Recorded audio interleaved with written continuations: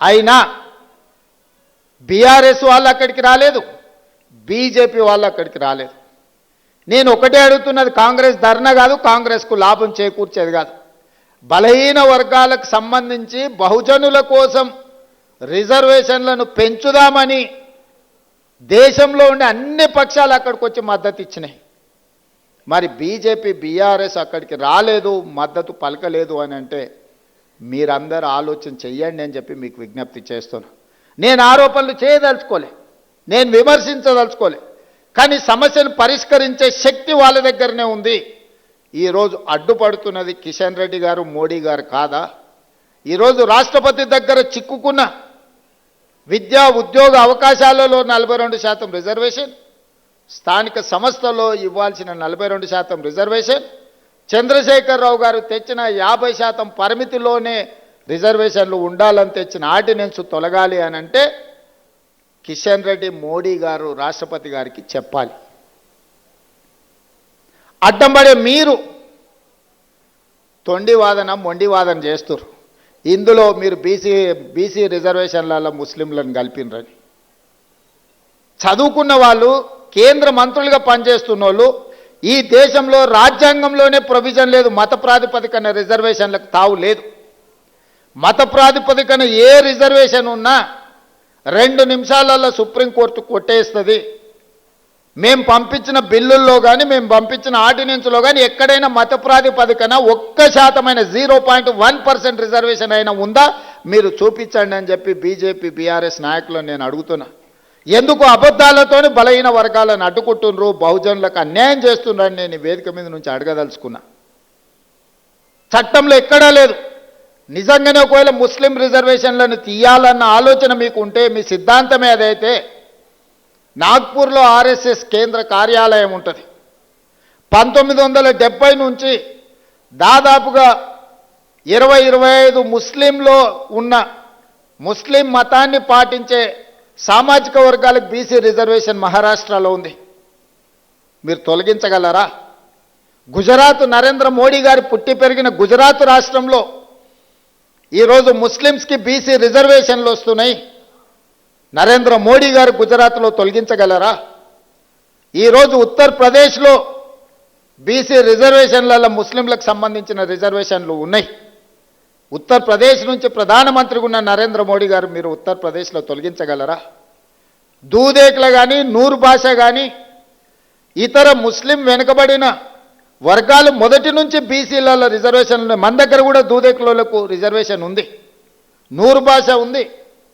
అదేవిధంగా barber community, cutting చేసే వాళ్ళు ముస్లింలలో ఉన్నారు, కుల వృత్తులు, బట్టలు ఉతికే వాళ్ళు ఉన్నారు, దూది నేసే వాళ్ళు ఉన్నారు. వీళ్ళందరికీ కూడా బలహీన వర్గాల కింద రిజర్వేషన్లు ఉన్నాయి. 50-60 సంవత్సరాల నుంచి వాళ్ళకి రిజర్వేషన్లు ఉన్నాయి. ఇవాళ కొత్తగా ఎవరు ఇచ్చింది లేదు.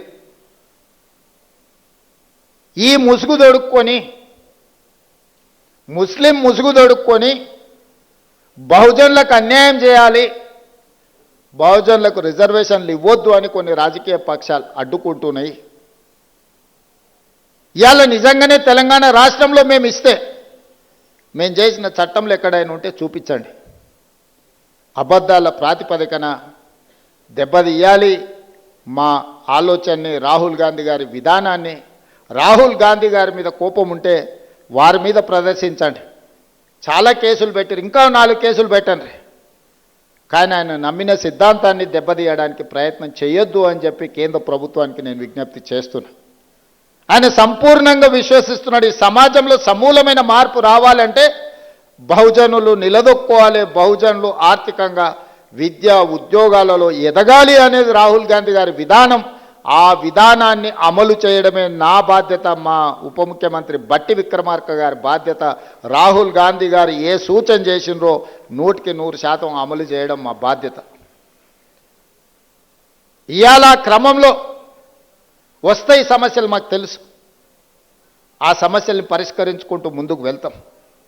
సమస్య వచ్చినప్పుడు, సమస్య మీద మేము కొట్లాడినప్పుడు మీరు అండగా నిలబడాల్సిన నైతిక బాధ్యత మీ వైపున ఉన్నదని చెప్పి నేను భావిస్తున్న ఈ వేదిక మీద నుంచి. మీకోసమే నిలబడి కొట్లాడినప్పుడు నైతికంగా మీ మద్దతు మాకు ఉంటే మాకింకా ధైర్యం వస్తుంది, దాని అమలు వేగంగా చేయగలము. మీ అందరు అండగా నిలబడాలి. చివరగా ఇంతకుముందు మిత్రులు పొన్నం ప్రభాకర్ గారు చెప్పారు, ఉస్మానియా యూనివర్సిటీ వైస్ ఛాన్సలర్ వస్తే నేను చెప్పిన, ఇప్పుడు గ్రామాలలో ప్రభుత్వం దగ్గర భూములు లేవు. అసైన్మెంట్ పట్టాల పేరు మీద ఎస్సీలకో ఎస్టీలకో బీసీలకో ఇవ్వడానికి ప్రభుత్వం దగ్గర ఆర్థిక వెసులుబాటు లేదు. కావలసినంతగా కార్పొరేషన్ల నుంచి మీకు సహాయం చేయడానికి ప్రభుత్వానికి ఉన్న చిత్తశుద్ధి ఒక్కటే, మీరు బాగుపడాలి, మీ తలరాతలు మారాలి అనంటే చదువు ఒక్కటే పరిష్కారం. అందుకే young India integrated residential schools SC ST BC minority పిల్లల్ని ప్రతి నియోజకవర్గంలో 200 కోట్ల రూపాయలతో ఈరోజు డైట్ ఛార్జెస్ కానీ కాస్మెటిక్ ఛార్జెస్ కానీ పెంచి విద్య ఒక్కటే మీ జీవితంలో మార్పు తీసుకొస్తుంది, మీ తలరాతలు మారుస్తుంది. ఇబ్రహీంపట్నం దగ్గర ఉండే మధు యాస్కి గారు ఈరోజు అమెరికాకి వెళ్ళి ఒక గొప్ప న్యాయ కోవిదుడు కాగలిగిండు అంటే చదువుకోవడం వల్ల కాగలిగిండు. బట్టి విక్రమార్క గారు ఉప ముఖ్యమంత్రి అయిందంటే చదువుకోవడంతోనే అయిండు. పెద్దలు కేశవరావు గారు మాకందరికీ ఆదర్శప్రాయుడు అయిందంటే చదువుకోవడం వల్ల అయ్యిండు. ఈరోజు పొన్నం ప్రభాకర్ మంత్రి అయిందంటే చదువుకోవడం వల్ల అయ్యిండు. ఇక్కడున్న యువకులకు నా సూచన ఒక్కటే, చదువు ఒక్కటే మన తలరాతను మారుస్తుంది.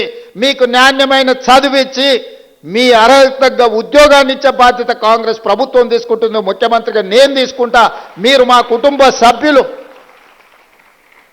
నేను ఎస్సీ వర్గీకరణ చేసినప్పుడు మా మాదిగ సోదరులు, మా మాదిగ బిడ్డ, మా మాదిగ సోదరుడు ఒకవేళ ముఖ్యమంత్రి ఉంటే మాకు ఎంత న్యాయం జరుగుద్దో, రేవంత్ అన్న ఉంటే కూడా మాకంత న్యాయం జరిగింది. 59 ఉపకులాలకు న్యాయం జరిగిందని మాదిగ సోదరులు వాళ్ళ సామాజిక వర్గంలో నన్ను సభ్యత్వం ఇచ్చింది. ఇవాళ సర్దార్ సర్వాయి పాపన్న విగ్రహమే కాదు, బలహీన వర్గాల కోసం ఒక మంచి పని చేస్తే గౌడ సోదరులలో కూడా మహేష్ గౌడ్ గారు నాకు సభ్యత్వం ఇచ్చాడు. సంతోషం. మా పండుగ సాయన్న గురించి చర్చించినప్పుడు, ప్రస్తావించినప్పుడు మా వాకిటి శ్రీహరిని ముదిరాజ్ సోదరుల నుంచి మంత్రిని చేసినప్పుడు నాకు మా ముదిరాజ్ సోదరులు కూడా అందులో సభ్యత్వం ఇచ్చిండ్రు. నేను ఎందుకు చెప్తున్నా అంటే నా బాధ్యత. రాహుల్ గాంధీ గారు ఏం కోరుకుంటున్నారో, ఈరోజు పీసీసీ ప్రెసిడెంట్ కావచ్చు, మంత్రి కావచ్చు, క్యాంపెయిన్ కమిటీ చైర్మన్ కావచ్చు, పబ్లిక్ సర్వీస్ కమిషన్ చైర్మన్గా బుర్రా వెంకటేశంని ఐఏఎస్ చదివిండు కాబట్టి ఆయన వేయగలిగినాం. మా సోదరిమణి శారదన్ మహిళా కమిషన్ చైర్పర్సన్ వేయగలిగినాం అంటే చదువుకున్నది కాబట్టి వేయగలిగినాం. ఇవాళ ఒక Venkatesh Goud public service commission chairman అయినా, ఒక పొన్నం ప్రభాకర్ గౌడ్ మంత్రి అయినా, ఒక మహేష్ గౌడ్ పీసీసీ ప్రెసిడెంట్ అయినా, మధు యాస్కి గౌడ్ గారు క్యాంపెయిన్ కమిటీ చైర్మన్ అయినా, యువకుడు శ్రీకాంత్ ఈరోజు కమిషన్ చైర్మన్ సభాధ్యక్షత వహించిందంటే చదువు ఒక్కటే కారణం. మీ అందరికీ నా సూచన ఒక్కటే, ఇవన్నీ కూడా మీరు నిలబడాలి, నిలదొక్కోవాలి. మీ తలరాతలు మారాలి. మీరు డాక్టర్లు, లాయర్లు, ఇంజనీర్లు కావాలి. ఐఏఎస్లు, ఐపీఎస్లు, ఐఎఫ్ఎస్లు అయి రాజ్యాధికారంలో